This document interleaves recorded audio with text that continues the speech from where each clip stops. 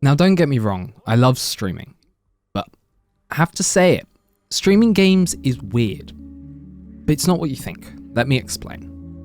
Having streamed for over 5 years and playing games for even longer, something I've noticed is that streaming has warped my perspective on what games I play, and to a degree, the way I actually play them. By no means am I a full-time streamer or content creator, but having been in the space for over half a decade, I feel I can give my thoughts and opinions on the topic. I want to preface that I don't think streaming is weird or bad in any way, more the way streaming affects the way you play games along with the ones you actually play. There are many factors to this, and I'll be breaking them down, but we'll have timestamps for each chapter, so feel free to hop around. One thing I've noticed while streaming is this always on state. Once you hit that live button, you are on display, where people can pop in at any time and chat with you. This feeling of on edge is even more apparent when chat isn't as active, as you keep glancing over to see if you've missed a message or a new face pops in. Along with this, it also plays into the fact that you don't have to actively chat while viewing a stream. Lurkers are a massive part of the streaming space, and due to their quiet nature, streamers are not always aware of their presence. Due to this fact, I feel I have to be vocal and making sure there's never a dull moment to keep viewers interested, adding to this always on nature. Streamers aim to put a show on, and with that they often portray a character with enhanced traits and characteristics of their actual selves. For me, I ended up being way more energetic and cracked out, as the youth of today would say. Now this is great, but it leads to this expectation that there's this energy I would provide every stream. Now this is an expectation I placed on myself more so than my viewers. Probably. But the point still stands and led to more of this divide while playing games on stream versus off. At the end of the day, you're putting a show on for people to enjoy in their free time. Even as just a passion, I want it to be a worthwhile experience, as time is such a finite currency, and want to be the best I can for them. Along with the streamer personality, the game you play has an impact on the type of viewers you attract, but also how the streamer interacts with the game and keeps people invested. I'll elaborate on this in a later chapter. This is a stark comparison from the cozy game sessions after a long day at work, curled up in a blanket with not a care in the world. Now, community in the streaming space is a huge thing, and I totally get pushing ourselves to be the best versions we can be. But there's a narrative in the industry that's being pushed a lot, that everyone that streams wants to stream full time. Now, I don't know about others, but that puts a strange pressure that you need to make this work out. Often when browsing on YouTube, I'm bombarded with videos promoting this narrative. Grow your channel in 30 days doing this trick, how to get partner in a week, must have equipment for any streamer. And I totally respect these creators and have nothing against them, because it's interesting to see inside their brains and have an understanding of how they feel you can move up the ladder as a streamer, since they've had some form of success themselves.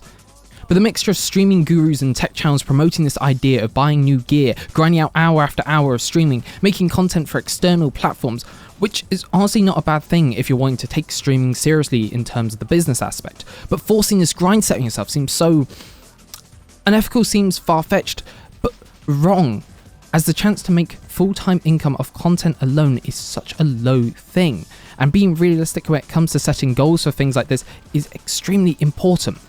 Especially when putting it into perspective, the amount of time to achieve this and the amount of enjoyment you'll get out of this. Now, if grinding like that is something you enjoy, don't listen to what I'm saying. This is just my thoughts on it.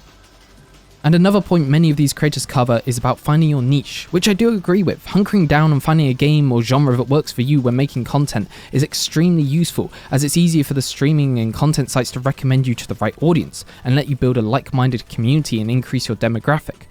The one caveat to this is it leads to many streamers only streaming one game and nothing else, ending up with them burning out and no longer enjoying the game they once loved, while also feeling they can't hop to another game as they'll ruin growth and in turn their channel.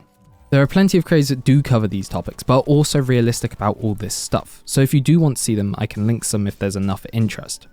I just feel this is an aspect of streaming I want to cover due to newer streamers or viewers looking on YouTube. They'll often get sent down this pathway, and I just think this isn't always the best first impression of the streaming space, as it's a very different ethos from the stream games you enjoy, don't worry about your viewer count, have fun, that was promoted a little while ago. Now, an easy solution to this is just not watch them though, Rob. And to that, you're correct. Now, something that's a little hard to avoid is the streaming meta. If you go to Twitch, hop over to the browse section, you can instantly see what's popular, the thousands of viewers and streamers all separated into each game, and each game ranking against one another in terms of viewership, all fighting for that top spot. And as you scroll down, you'll quickly find yourself in the sub 1,000 viewers, and before long, sub 100. Now, when looking for a stream, how far would you scroll down? Maybe once or twice. But realistically, you'll still easily be looking at games over 1,000 viewers, unless you're specifically looking for a game, in which case you'll search for it in the top bar. For a streamer, finding the right game to play is hard, and there's a meta to it. Now, this is all subjective, as people can stream what they want to stream, but when trying to find that perfect game that's right for them and their community, this is a task. There's no point streaming a game to 0 viewers in a category with 0 viewers, but at the same time, what's the point of streaming a game with 100,000 total viewers in an oversaturated market where you'll be below hundreds of other creators all doing the exact same thing where no one will see you? The perfect game is right in that sweet spot, with enough other creators and viewers and enough of an interest to be able to create content for more than a single stream. For a growing streamer still finding their place in this space, this is a fine line to walk. Is it something viewers will find interesting? Is it replayable? Is there enough moment-to-moment content to not be boring? Is it playable with viewers? Something I look for in a game is it's something that viewers can digest if they've never seen it before, or haven't seen any of the other streams that I've done on that specific game. All this together defines what I can and can't play on stream, along with what's worth playing. This is different to how I play games in my free time, and is in fact one of the reasons I've been streaming less over the last 12 months. I play on and off, I take breaks, I zone out, I play 30 minutes after a long day at work. This doesn't translate well to the live streaming space, where at least for me, I aim for 2 or 3 hours of content. Finding time and energy for this is hard, and that's not even considering the game I want to play. Recently I've been enjoying a load of older single player games from the last decade that are fucking incredible, I have to say. But these fall into some of the issues of the stream meta I was talking about. The majority of these games have a viewership of 0 to 20 if you're lucky. Streaming isn't about the number of viewers, and I'm grateful for having even one person in my stream. But when looking at making effective use of my time and creating worthwhile content, should I really be streaming this game compared to one with a healthier viewership? And more to the point, I can enjoy this game even more off stream without having to be switched on, taking my time and coming back for quick 30-minute sessions whenever I want, and in turn getting more value out of it. Now, I've talked about the meta and how streaming has warped how I pick games, at least for streams. But what games do I feel actually work? Well, simply put it, multiplayer games, due to their hop-in, hop-out nature. Aside from that, I feel it's a style of game streamers can zone out of and not have to give their 100% focus the whole time while allowing them to interact with chat and come up with shenanigans and content. FPS games are my bread and butter when it comes to content, so I feel I can speak from a more knowledgeable standpoint regarding them. So this is where my focus will lie. But I feel outside of the multiplayer shooter realm, MMOs, Dead by Daylight style games, ARPGs are all great options. Inside the multiplayer FPS niche, comp shooters work, but for a different reason. This being skill. People want to watch streamers go sicko mode and dunk on pro players. I feel this can work, but for people who are just average, they often get lost in the sea of top 1% player bullshit. Unless you're the next Misfits of comedy, it's hard to work in the comp shooter niche. And as much as I hate VRs, I feel they are the near perfect game for streaming. You can choose to be thrown into a lobby, low or high stakes situation with friends or viewers and duke it out for 5 to 30 minutes to see who's the best player in the lobby. There's downtime, looting, rotating between circles, high octane moments with team fights, and then the gratification of winning a chicken dinner. Then GG, go next, straight after, no matter the result. This mixture of downtime to interact with stream, shoot the shit with friends, and show off your skill level, all while being in a super RNG filled map giving absolutely ridiculous moments, is just glorious. And when you think of streaming, how many of those iconic clips have a battle royale in the background? I'm sure as hell a lot of them do.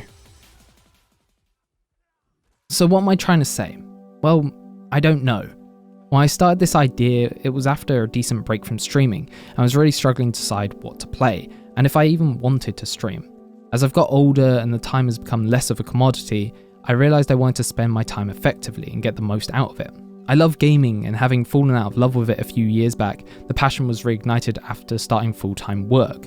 But with it, I also noticed how different it felt streaming games compared to just playing them in my own time. The games I wanted to play versus the games I streamed didn't align like they used to, and even then something didn't feel quite right. I racked my brain trying to figure out what this was and came to these points. The mental gymnastics that come along with streaming add a layer to it all that until recently could never put my finger on or explain it to others. All these aspects may or may not affect other streamers, as a lot of it is up in your head if you want to go down this rabbit hole, but for me it makes streaming a rather strange beast. I love gaming, and I love streaming, but currently they don't cross over in the same way they used to, and I hope to rectify this at some point. The ability to build a community of like-minded peeps together to vibe and connect is truly something special. I appreciate the one I've built over the last half decade. But simply put it, streaming games is weird, but I love it.